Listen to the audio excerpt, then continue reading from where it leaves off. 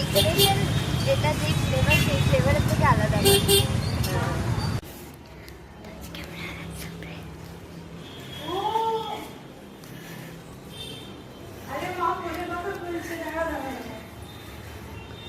ঢাক ঢাক ঢাক।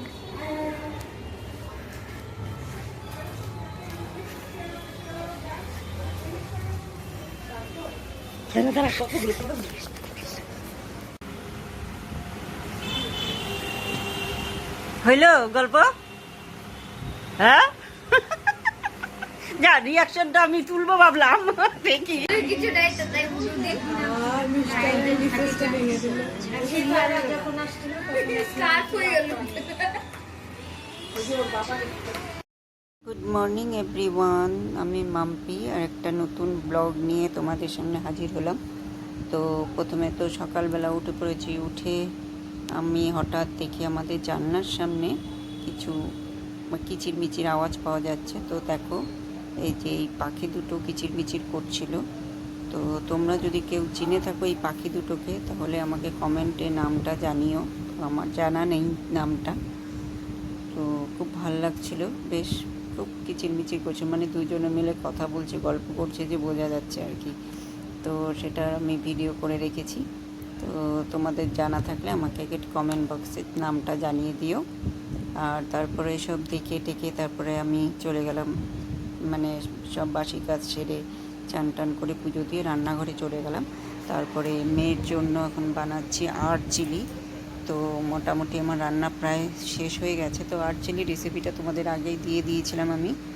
তো এটা এখন মেয়ের ফরমাইশে বানানো হলো আর কি, ওর আবদার আর কি। তো সেটার জন্য আট চিলি বানালাম আজকে। তো এটা হয়ে গেছে প্রায় আমার। আর ওদিকে কী কী রান্না হয়েছে তোমাদের দেখাচ্ছি। এদিকে হচ্ছে একটা নিরামিষ ডাল আছে, এটা শাশুড়ির জন্য, আর একটা পাঁচমিশালি সবজি, আলু করলা ভাজা, আর এদিকে রয়েছে কাঁচা কলা আলু দিয়ে আর ডালের বড়া দিয়ে একটা সবজি হয়েছে এখানে। তারপরে এদিকে আর একটা আছে হচ্ছে আর মাছের মাথা দিয়ে মুগের ডাল করেছি। এটা অবশ্য কালকের করা, আমি এটা বার করে রেখেছি। তো এটা করে রেখেছিলাম আগে। তারপরে এইদিকে আর একটু মানে মাছ হচ্ছে এমনি রুই মাছ আর কি।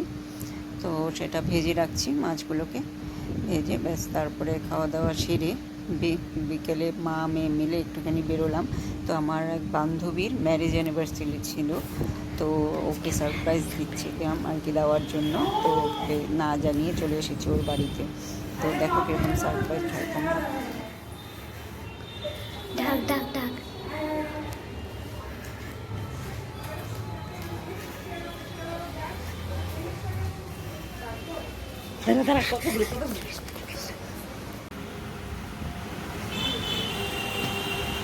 হইল গল্প?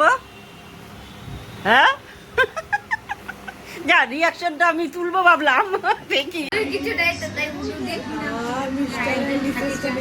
রোজের কেক কাটা হলো, কেক টেকে খুব আনন্দ ফুর্তি করে খাওয়া দাওয়া করে সবাই মিলে অনেকদিন পর একটু আনন্দ করলাম, করে টোরে তারপরে আমরা আবার বাড়ির দিকে চলে আসলাম।